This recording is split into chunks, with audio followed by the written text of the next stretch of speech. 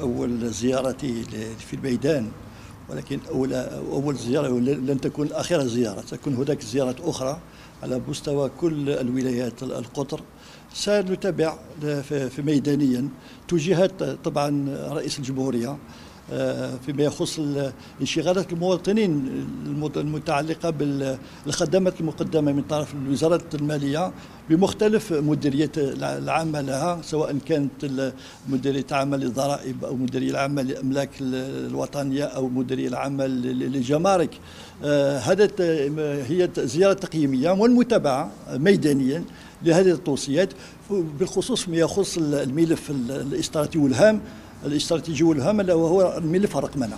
طبعا رئيس الجمهورية أعطى مدة 6 شهور باش نقوموا باش نطبقوا هذا البرنامج الاستراتيجي والهام.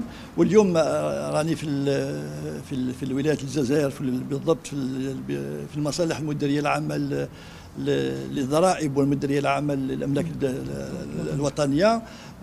شفنا في ميدانيا كيفاش راهي تمشي الأمور. الحمد لله يعني هناك إن شاء الله نكون في الموعد المدة التي حددها السيد رئيس الجمهورية. الخدمات طبعا من جهة، ولكن الإصلاحات أيضا، الإصلاحات العميقة للميزانية لوزارة المالية. والإصلاحات ليس فقط مجرد نصوص أو النصوص التطبيقية أو النصوص التشريعية، وإنما الإصلاحات الحقيقية هي التي تخص العنصر البشري، لأن أكبر استثمار هو في الإصلاحات هو التكوين والتحسيس والترويج، كل ما يعني بالعنصر البشري. وفي هذا الصدد أبرمت أو أمضيت يوم الأمس ما يسمى بال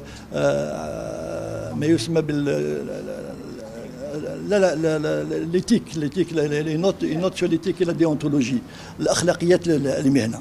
طبعا بدون أخلاقيات المهنة لا يمكن أن نحقق الإصلاحات